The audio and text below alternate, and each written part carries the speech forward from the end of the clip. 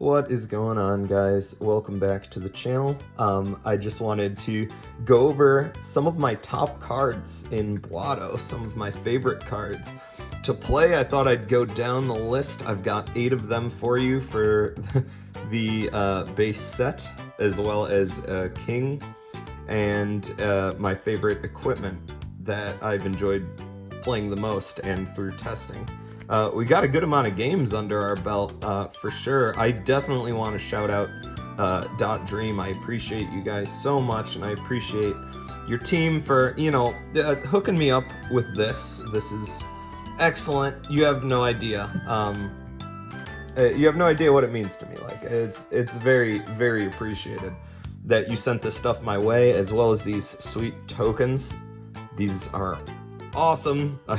I really, really like these, and I never got a chance to properly thank you guys outside of, talking with you on Facebook and everything else. I just want to go over a couple of cards and tell you what me and my buddies thought about this and why you should support this on Kickstarter, because this can really be something.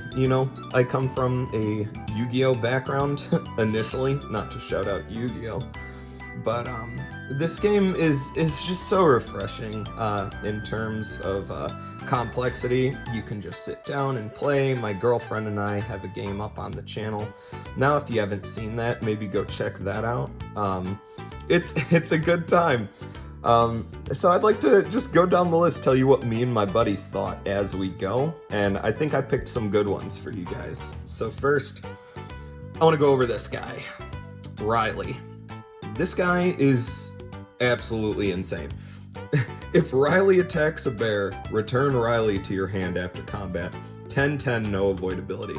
Okay, so my buddy, first couple games of testing, saw this card, probably first 2 games, and the combos you can do with this card are just insane. The level of board clearing you can do right now with this guy through combat is insane. His stats are wildly high, and he's just an absolute unit. Riley is a powerhouse, man. He swings in, bounces back if he deals that damage, and depending on how many cards you've played that turn, you can just play him down again, attack, bounce back to hand, play him down again, attack. Excellent card. We would all clench our cheeks a little if this hit the board, so very, very terrifying card to see enter play. Saint Fee. I gotta hype these up as well. The Saint cards in general are insane. When Saint Fee enters the board, gain up to 2 shields with cards from the top of your closet. This mid to late game, absolutely fantastic. Being able to sort of, what you're gonna get into your shields with this, and it can bring you back from a losing situation. The Saint cards, I feel, were designed to be sort of a comeback mechanic, and they do a good job of doing that. You're never truly out in this game until that final blow is dealt, or that final card is drawn. So this card is absolutely excellent. I don't know, pretty self-explanatory, I have to say. New Age, this card is hilarious. This card has stolen games. This card comes up unexpectedly as a shield when you least expect it, and you think you're winning, and then all of a sudden this happens, and you lose a couple friends, but hey, it is what it is. Card is ridiculous, and I'm sure, Susura Ritual would be immediately following that. I think in terms of mass removal, Susura Ritual and New Age are, they're disgusting, man. Absolutely disgusting. Not much more to say about it. I mean, this is a little different, though, because you're not dealing a value. You're simply just defeating all bears. So this is what we would call hard removal. Just getting rid of bears, not worrying about value damage, and then drawing a card after the fact. So that's always nice. We like drawing cards. Oh, you know what? I want to go over these last because these are the king I play the most, the king I think is the best, and my favorite equipment. So next up, Milby. This card is another one that has been fantastic through testing. When Milby enters the board, rearrange the top 2 cards of the deck, then draw 1 card. Controlled draw, controlled stacking the deck. So if you are trying to follow up with a play that lets you, like Discovery, for example, and you want to reveal the top card of your deck, see if it's a spell to benefit from it. It's excellent, and she has fantastic avoidability. I mean, 4 digits here, very, very good. This is a really good card. Every time this was seen, it was she's excellent. She sticks around and nets you that draw and controls that stack. So that's always good. Swine, this is another one that I think is one of the best, because when it enters, you just get to draw those 2 cards, 2/4 stat line, pretty solid stat line, as well as avoidability. This is just a good card to see anytime. It's never a bad time to see. The earlier the better, but never a bad time to see Swine. Very good card. Next up is Michael. This card just makes you feel safe, man. Whenever you swing with this guy into a shield, you don't have to worry about that shield triggering. I think this is the only card in the game currently that has an effect like this. Well, there's another bear that does something similar, but not regarding shields. I'm still learning the cards, so, bear with me. See what I did there. But anyway, Michael, this card, excellent. Like I said, it's just that extra bit of protection. You get a little bit more confidence with Michael, going in for those hits. You don't have to worry about any shields getting triggered. So I'd like to definitely put a highlight on him. I think he's very, very good. And lastly, for the main deck base set, Henry. Why is Henry awesome? When he enters the board, you gain 3 honey. I mean, excellent card. Excellent card. There's no prerequisite requirements for that. You just need to simply play this card. You get that 3 honey. And his avoidability is not bad. He has a 50% chance of dodging an attack. 2/2 stat line, not bad. Netting you that 3 honey, though, is excellent. I mean, off the bat, gets you access to at least 1 equipment, which is phenomenal. Whenever I see this card, I definitely feel happy inside. This is a good card, so gotta highlight Henry.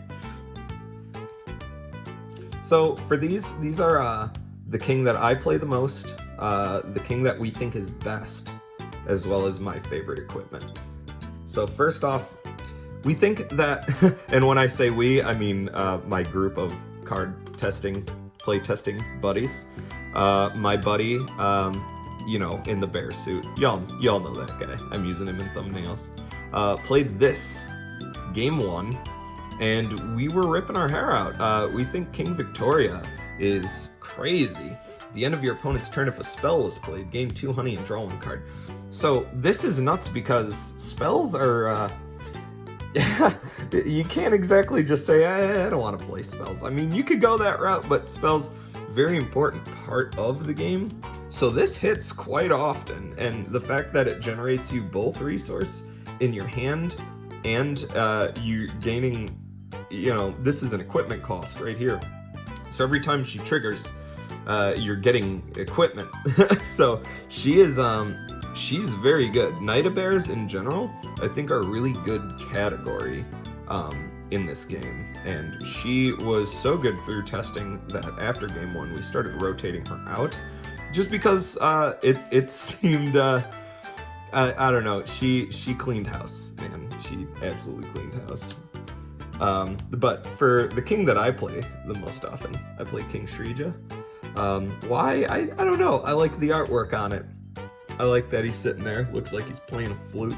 I was like, oh, this is a cool guy. I'm gonna play this guy. Thief a bear. Why not? Draw a card at the end of your turn unless a player pays you 2. So, you know, sometimes it's funny putting people in a position where they're like, do we want to pay this guy? Do we want to give him 2 honey? All right, you know, depending on the circumstance. But I have lost a game because we got to the final 3 cards of the deck, I believe. It was my turn, I drew a card. There were 2 cards remaining in deck, and I'm like, I had a way to draw the last one, but then it dawned on me that Shrija is going to trigger at the end of my turn. And then the second I pass my turn, or the last card is going to be in the deck, Shrija would have an opportunity to draw it, but my opponent can just pay 2 and say, no, man, you're not drawing that card. And that's exactly what happened, and I lost that game. But nonetheless, still, I enjoy Shrija. I think Shrija's pretty balanced. He's a good time to play. I've been sticking with him, more or less. And for my favorite equipment, I play Shrija. Of course, I love Rogue Blades. Dealing 6 damage to a bear before combat.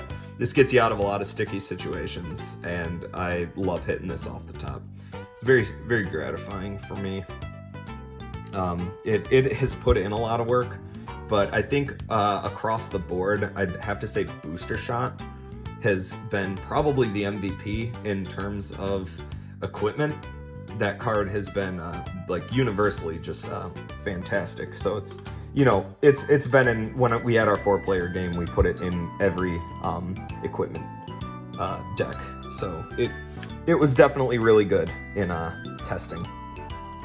But yeah, guys, that's it for the video. And I just, again, I want to say thank you to .Dream for giving me this and allowing me to sort of hype you guys up to the best of my ability. I know my voice isn't too loud in terms of influence on the internet. I just got this going, and you know, just bear with me on it. You know, the puns are gonna keep coming, so that's, you know, that's what you're gonna get here. I used to not be crazy about puns, and then this game happened, and you know what? They're okay. So again, thank you guys, and I'll see you next time. Thanks.